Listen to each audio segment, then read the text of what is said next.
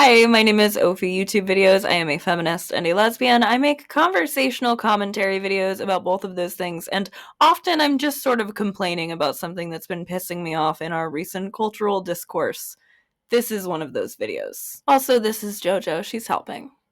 In late August of 2025, the artist Lil Nas X experienced some sort of mental health episode, something that TMZ was, of course, and as usual, quick to report on. I don't intend on showing you the video today. I don't make a habit of immortalizing low moments for people on my channel, even when I talk about the discourse surrounding them. Big jump, good job. But it is important, I think, to give some level of context here, so I will be describing it. TMZ published a video that features the rapper taking a walk in his underwear and a pair of cowboy boots after dark. The video is being recorded by somebody who seems to be driving slow next to him on the road intentionally so that they can record him, and this is something Lil Nas objects to, but just lightly, saying he wants to take the man's phone and throw it, referencing, "Didn't I tell you to put the phone away?" in a way that makes me wonder exactly how much needling the person who sent this video to TMZ edited out. Again, I don't feel like showing you this video, and so I won't, but I do feel a need to say that while he comes off as a bit confused, talking about going to a party, he in no way comes across as if he's any sort of active danger to himself or to the person who was recording him in this clip that TMZ circulated. This is important because I think it's context that we all ought to be viewing this situation through. Montero Lamar Hill had the police called on him for taking a walk outside at night.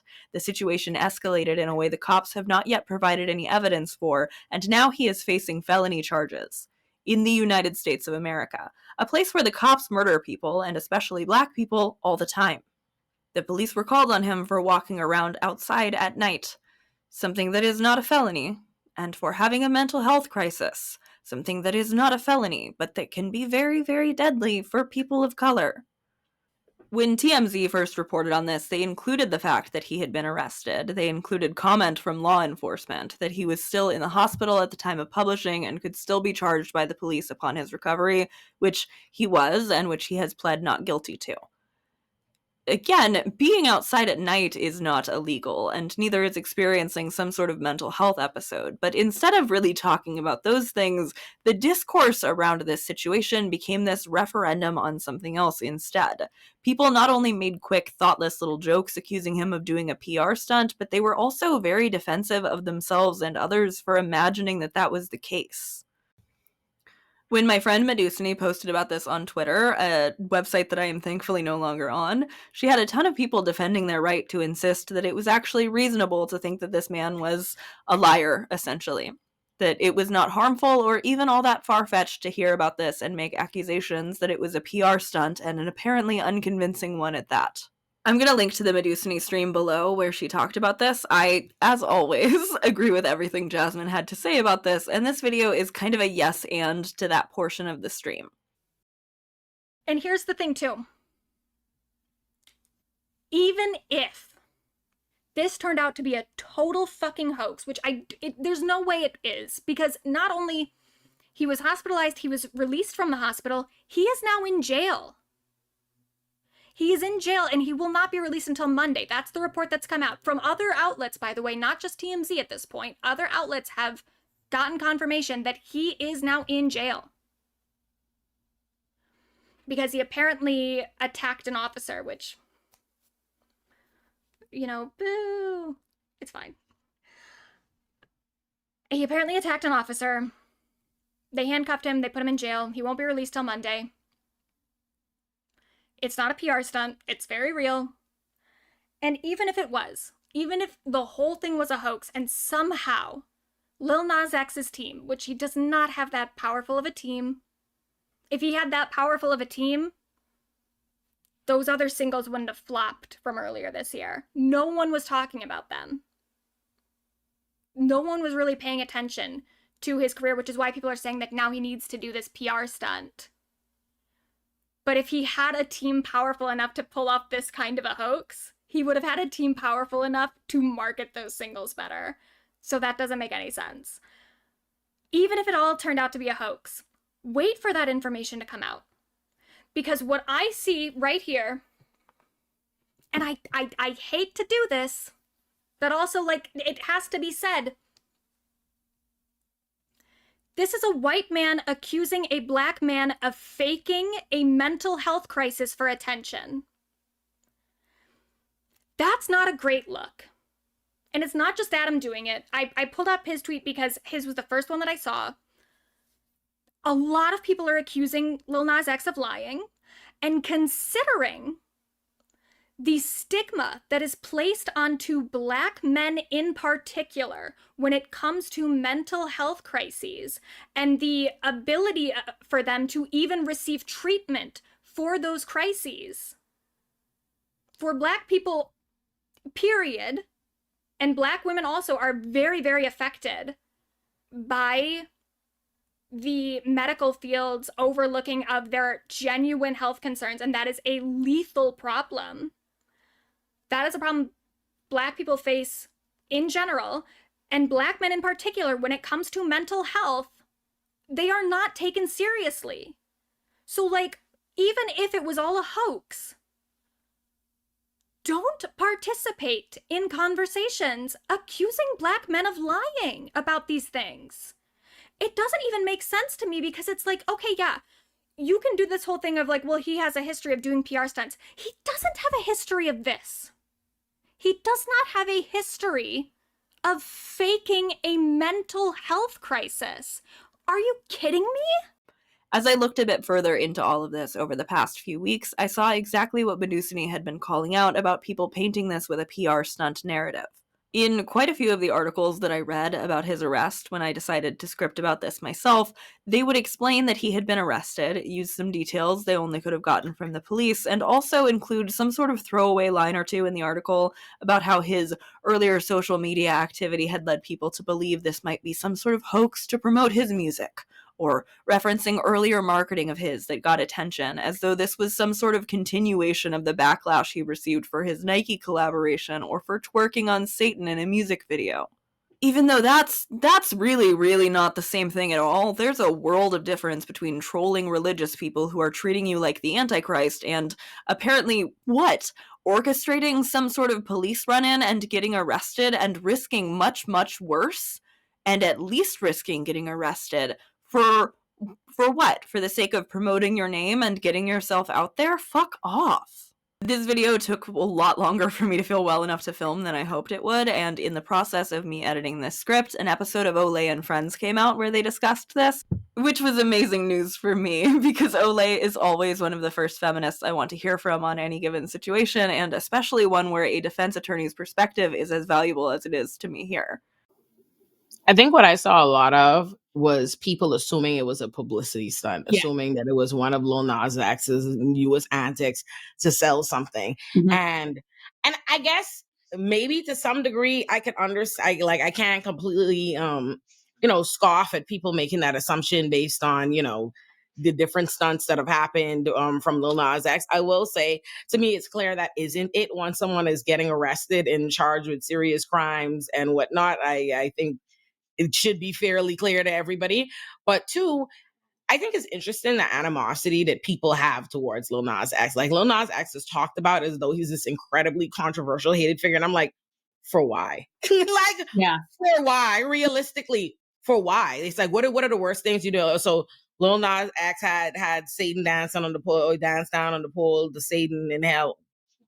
I'm like, yo, yeah, y'all let Lady Gaga get off Alejandro and all kind of Judas and all kind of shit. That's one.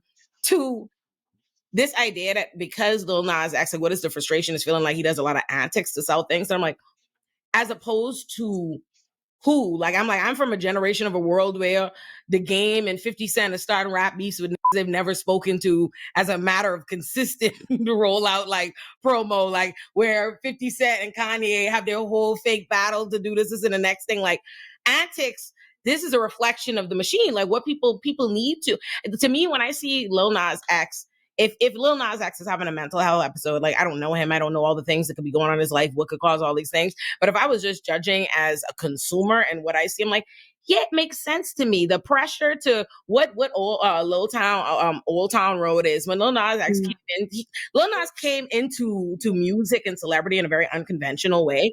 I made this what seemed like a one-off super hit, this like country blend song that didn't get, despite being like so successful, they didn't want to give it any of the credit that it deserved. Oh, you can't be country, you must be hip hop because you're black, only for them to come out as gay. And then they say, oh, well, you can't be hip hop, you can't be in this arena because you're gay. And so now you're just kind of on an island floating on yourself, like just trying to kind of, you know, be pop, but no one will let you. It's all this animosity that you're getting from every avenue. Like, doesn't he have to do a lot to sell, to be relevant, to rise above this certain level of like, everybody's praying on his downfall. They wanted him to be a one-hit wonder when he wasn't, that wasn't good enough. Then, oh, he's gay, so now that's the issue. Then him being too gay, making that a part. It's like, what is this not expected?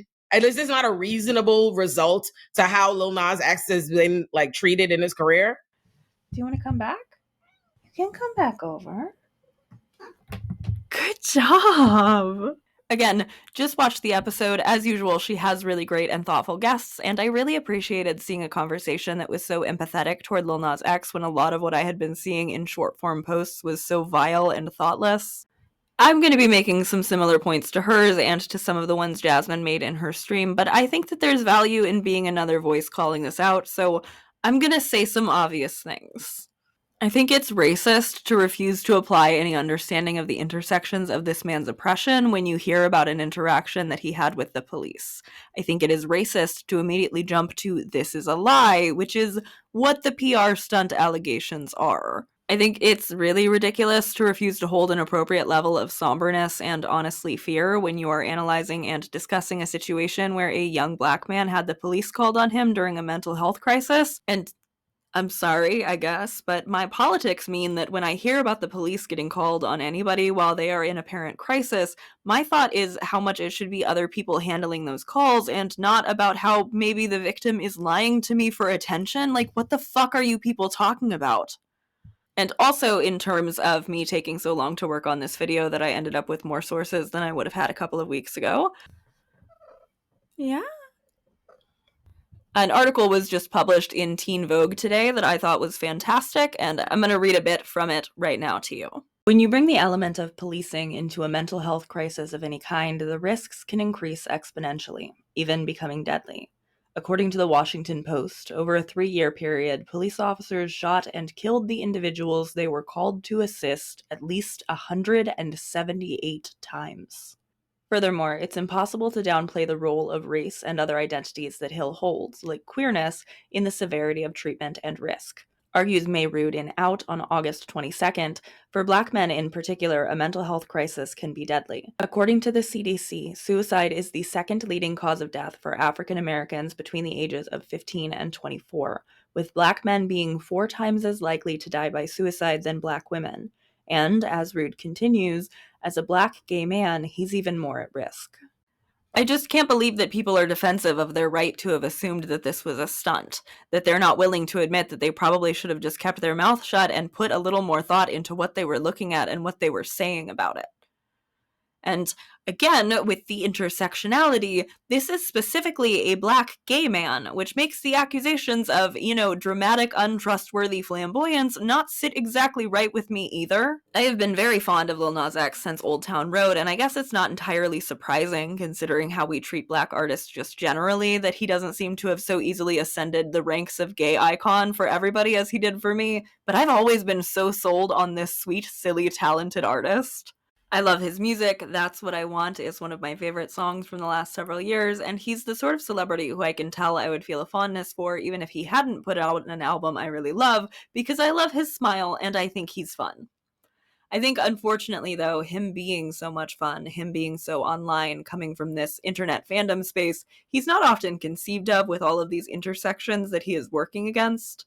Sure, we might remember vaguely that people who were very Christian got angry with him for his music video, or the racist exclusion of Old Town Road from the country charts, even though it was absolutely a country song, or the homophobia he faces. But I feel like that's all very rarely considered when we look at this man as a whole, because we so often are looking at him as a meme instead. I can't imagine how difficult this would be. There are a lot of things about Lil Nas's life that I truly just can't imagine, but especially this thing where despite being so genuinely talented, so charming, and so full of light, he is not even granted empathy when he struggles in front of us. And he has been struggling in front of us. earlier this year, this was in April. This is one of our first not so good things, but not like terribly bad. He appeared to be suffering from Bell's palsy. He took this video. He like couldn't move about half of his face. I smile. This is me doing a full smile right now, by the way. It's like, what the fuck? Bro, I can't even laugh right, bro. What the fuck? Oh my God. So...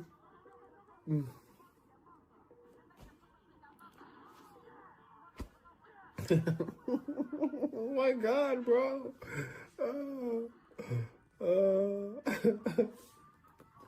So that was kind of scary, but from my understanding, I guess I don't know that much about Bell's palsy, but I think from my understanding, it usually does go away after a certain period of time. And it's not, it isn't like a chronic thing. So that's something that theoretically could be resolved fairly. I think it maybe sometimes takes a couple months, but after that, I from my understanding, it does go away and it doesn't necessarily come back. But I don't know enough about it, so I really don't know. But that was kind of, it's just a bummer. But it seemed like, okay, well, he'll probably be fine. He then, in June, did drop out of a festival, the WeHo Pride Festival, for ongoing medical issues. They were somewhat vague, but there was kind of an indication that it was maybe related to the Bell's palsy thing in April, but no one really knew for sure. They put out a statement that was like, he has to take care of his health right now, so unfortunately he can't perform. In the interview that his father gave, he apologized for everybody having to see him like this, which I think is really actually kind of devastating. I hate thinking about somebody having to even worry about that in the midst of a mental health episode. I hate thinking about him feeling guilty about that. It makes me really, really sad. I already know. I know we always do this as a culture. We always laugh and meme and joke, and then hopefully maybe in a few decades we might realize the error of our ways, circle around to say that we're sorry to Britney Spears or whatever other white woman we decided to show empathy to. I don't know if we would come back around on this for Lil Nas X, or if people are even going to admit how fucking wrong they are for the way they're treating him. I'm fucking sick of it. I'm sick of it coming from people who have come around to realize that that was an incorrect way for the women we've done it to in the past to be treated, to need to go through this exact same cycle every time instead of just applying an actual analysis to a new situation when it happens for themselves and not after the media cycle has come around to offer apologies. I feel like if you have a working understanding of the frameworks of even just some of the struggles a man like Lil Nas X would be facing as a famous black queer celebrity right now, you wouldn't have made jokes about PR stunts or defended the people who did. You would feel, at the very least, quietly horrified by this. And you should. I do. I feel horrified by this. I feel horrified by how much worse it could have gone, that we are sending police to go and request to use force in situations we could be training other professionals to de-escalate instead. I feel horrified by the way turning someone into a meme excludes them from our empathy, shuts off our critical thinking, allows us to turn our brains off and giggle at the same thing that makes the Fox News watchers laugh. I feel horrified by how many people assume that being vaguely on the left or considering themselves progressive mean that they never have to check their reactions to things, are never at the risk of making a stupid and racist and homophobic remark about something. And as with many of my videos, I can't really do anything about any of this. I could just tell you that I see it. I find it annoying and troubling, and also that I really like Lil Nas X. That I hope he's okay, and that I certainly do not want to see him in prison, and that I just as certainly do not think, and never would think, that he would have arranged some sort of press stunt where that was a risk he was taking.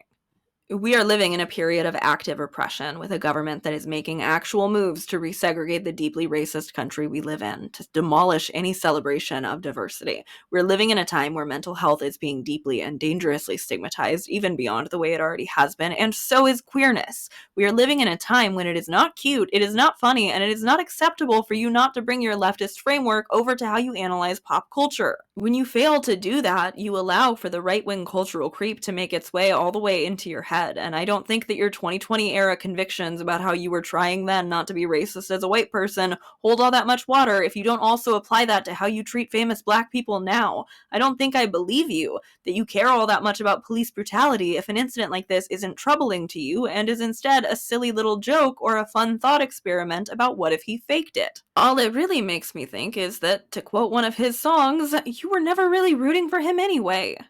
But I was, and I am, and I always will be. Even before the blood tests proved that his father and his lawyer were both telling the truth when they denied drugs being involved in the episode, I was willing to take their word for that. Not because I would have had less empathy for the situation if drugs were involved. I still would have thought that the police are not the right people to call and that there should be other resources, and that he was as deserving of empathy as all drug users are. But I took him at his word for that, both because I assumed his lawyer would have known that it would have looked bad to give that sort of statement if the hospital wouldn't back it up, and also because the police lying? The cops lying and saying that a black man was on drugs and being aggressive? That's not exactly shocking to me. That's a very common course of action for the police to take. Again, I'm just going to use a clip from OLAY's podcast. You should go watch it. Lil Nas X, he was charged with resisting arrest and like assaulting the officer, but there's no other charge. For there to have been a valid arrest in and of itself to justify what the arrest he was resisting was, there had to be some other charge. But yet the only thing he is charged with is resisting this arrest. So what were you arresting him for? There's no lewdness. There's no these other things. So in and of itself, it's a bullshit fucking case. It's a bullshit case, period. And it's something the police regularly do when they want to go fuck with people that they don't necessarily have anything to criminalize you for. And then they say, okay, I'm resisting arrest. But then it's an added layer of bullshit. The fact that they've like ramped it up to a felony and it's all out over Front Street. And I find it interesting that we see the video footage of him walking throughout the street, but we don't see this video footage of this alleged assault that like required all these felonies. He's still facing these felony charges, which I agree with OLAY seemed like bullshit to me too, but I'm not a lawyer, so I was glad to hear her say so. And this is something that is further discussed in that podcast episode, but I just don't feel like he's getting anywhere near the sort of support and empathy that he deserves for this situation. And the manner that I'm comfortable speaking to is from specifically the queer community, or from people who claim that they support and uplift queer artists. I don't see that happening here in this situation. Teen Vogue and Out have both had good coverage of this from what I have seen, and I will link to those in the description below. Lil Nas has also spoken out on his own social media somewhat recently. Your girl is gonna be okay, y'all. Okay? She's gonna be alright. She's gonna be alright. Shit. That was fucking terrifying. That was terrifying. That was a terrifying last 4 days. But your girl is gonna be alright. And I think that's the most positive note that I could leave it on. I'm very glad my girl's gonna be okay, and I'm really, really sorry that he had to go through something so scary, and also that so many people refused to even attempt to find their empathy in this situation. I think that really sucks. This is something I have been keeping an eye on and that I will continue to be keeping a close eye on. It's something that I'm very upset by and very invested in. I am genuinely really, really pulling for him, and I'm upset by a lot of the stuff about this discourse. I'm also just the fact that it's not even that abnormal for somebody to see somebody in crisis, whether or not they're a celebrity, and to needle them, but especially that because he is a celebrity, there's this expectation that it was okay, that it was fine and normal for somebody to be driving next to him, recording him, and like bothering him, that he signed up for that somehow by being a celebrity. I think there are a lot of things here that are just like celebrity culture in general that's problematic. But I also think it's fucking impossible to have this conversation without mentioning the racism at all. And to mention PR stunt theories instead of mentioning racism is just kind of unbelievable to me. So I wanted to talk about that, and I appreciate you giving me the chance to do so. Thank you also to my Patreon members, a few of whose names you can see on the screen. Patreon is a great way to help support me financially. You get a couple of extra videos a month, and you knew this one was coming ahead of time, as well as why I have not been feeling well enough to record recently. Thank you also to my YouTube channel members and to everybody who has sent me super thanks, super chats, coffee donations, any of that. It's all been extremely helpful. I am so grateful to be able to do this for my job. I'm also going to link in the description below to some of OLAY's videos about prison abolition. I think that that is an extremely useful piece of this conversation. I know me saying we shouldn't be calling the cops sounds really far-fetched and ridiculous, but it's also kind of not. There are also non-police crisis lines that you could call if somebody truly was in some sort of danger to themselves. But again, this doesn't seem to have even been one of those situations. I don't understand why this man was not just left alone. It's really, really frustrating to me, actually, that he was not left alone. Again, we're not watching that TMZ clip, both because I don't want to show it to you, and also just because I'm fucking annoyed by the person who recorded it. Fuck that person. And fuck whoever called the cops on that man for being alone outside at night.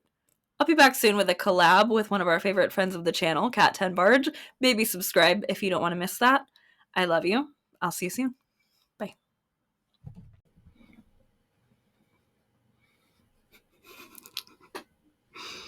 That's so cute.